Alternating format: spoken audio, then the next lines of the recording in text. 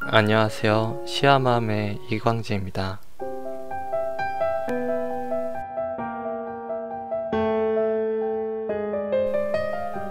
이번에 같이 읽어볼 시집은 나이덕 시인의 야생사과라는 시집이 되겠습니다. 창비 시선으로 301번 2009년에 나온 시집이 되겠는데요. 우선 나이덕 시인은 1966년생으로 1989년 중앙일보 신춘문예에 시가 당선되면서 활동을 시작한 시인입니다. 현재는 문예창작학과 교수로 활동 중이시고 많은 상을 수상하셨고 또 많은 시집을 내신 데다가 교과서에도 시가 실려있는 만큼 역시 인정받은 대표 시인 중에 한 분이 되겠습니다. 그리고 이 시집은 제가 시를 쓰기로 마음먹은 지 얼마 안 됐을 무렵 공부하기 위해서 샀던 시집이기도 합니다.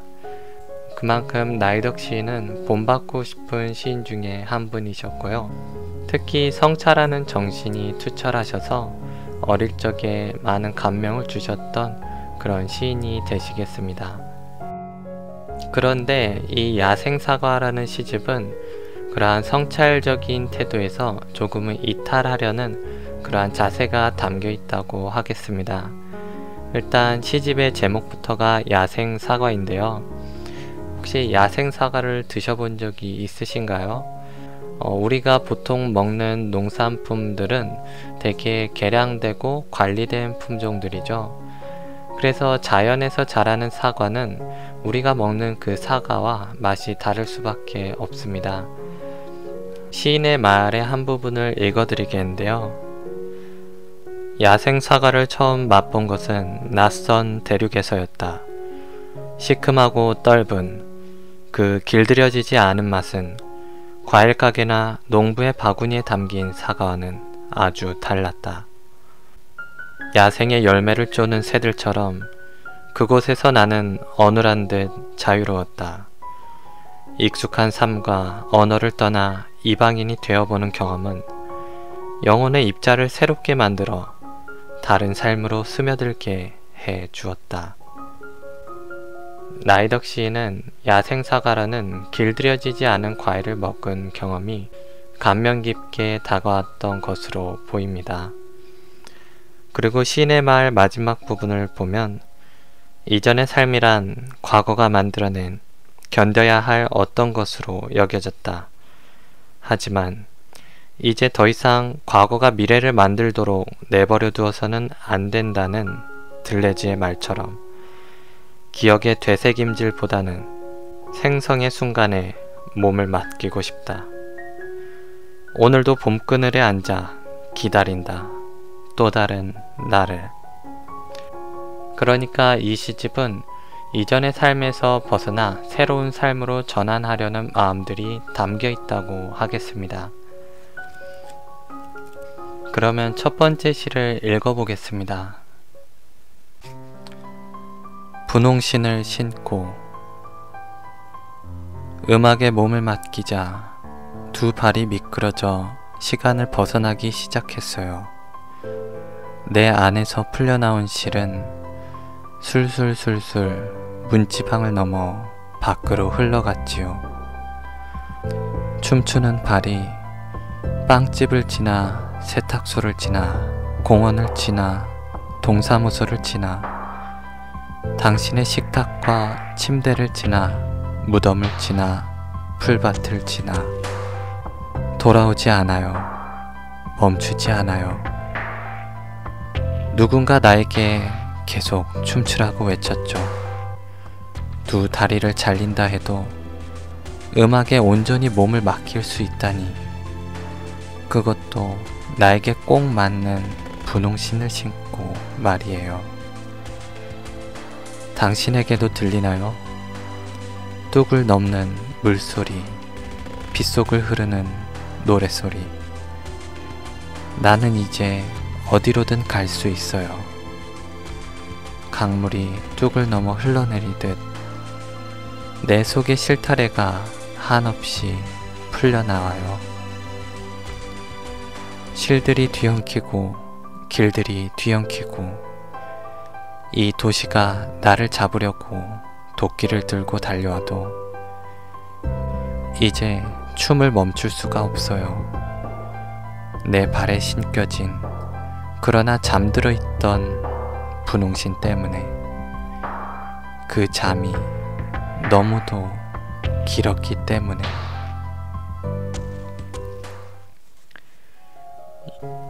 이 시에 나오는 분홍신은 안데르센의 동화에 나오는 빨간 구두를 이야기하는 듯 합니다. 동화에서는 그 구두를 신고 춤을 멈출 수가 없어서 결국 발목을 자르고 회개한다는 그러한 내용으로 귀결이 되는데요. 하지만 이 시는 오히려 자신을 춤에 온전히 매맡길 수 있는 그러한 상태를 기뻐하고 또 즐겁게 받아들이는 모습을 느낄 수 있습니다. 여기서 분홍신은 결국 자신 안에 억압되었던 그동안 억누르고 침묵해야만 했던 자신의 본성을 드러나게 해주는 요소라고 할 수 있을 겁니다.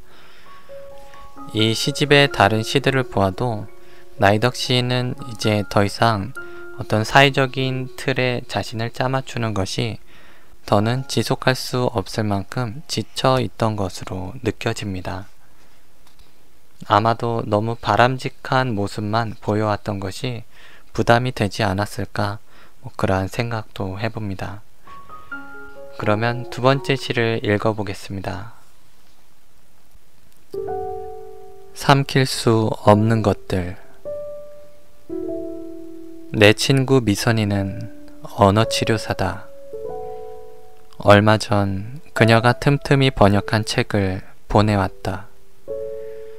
삼킴 장애의 평가와 치료. 희더가 삼켜야만 하는 것, 삼켜지지 않는 것, 삼킨 후에도 울컥 올라오는 것, 여러 가지지만 그래도 삼킬 수 있음에 늘 감사하자. 미선. 입속에서 뒤척이다가 간신히 삼켜져 좀처럼 내려가지 않는 것.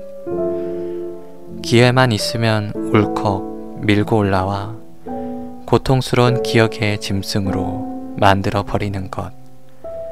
삼킬 수 없는 말, 삼킬 수 없는 밥, 삼킬 수 없는 침, 삼킬 수 없는 물, 삼킬 수 없는 가시, 삼킬 수 없는 사랑, 삼킬 수 없는 분노, 삼킬 수 없는 어떤 슬픔. 이런 것들로 흥건한 입속을 아무에게도 열어보일 수 없게 된 우리는 삼킴 장애의 종류가 조금 다를 뿐이다. 미선아, 삼킬 수 없는 것들은 삼킬 수 없을 만한 것들이니 삼키지 말자. 그래도 토할 수 있는 힘이 남아있음에 감사하자. 희덕.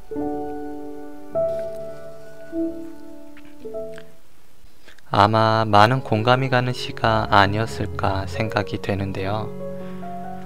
우리는 삼키고 싶지 않으나 삼켜왔던 많은 것들이 있었을 겁니다. 사실 삼킨다는 행위는 그렇게 건강한 행위는 아닐 겁니다. 우리가 먹은 것은 우리의 몸을 이루고 그 몸은 곧 우리의 정신에도 영향을 미치지요.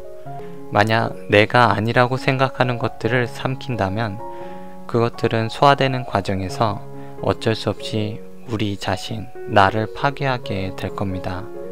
그 정도가 심하지 않다면 삼켜서 견뎌낼 수 있겠지만 그것이 지속이 된다면 나라는 고유성까지 잃게 만드는 커다란 사건으로 다가올 수도 있겠지요. 이 시는 그리고 언어치료사라는 어떤 현실 적응을 돕는 사람과 그리고 시인이라는 현실 적응이 아니라 현실을 뚫고 나가는 사람의 그러한 대비를 엿볼 수 있는 시이기도 하겠습니다.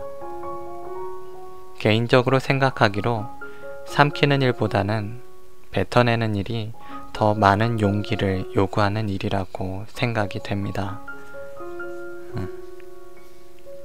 그러면 세 번째 시를 이어서 읽어보겠습니다.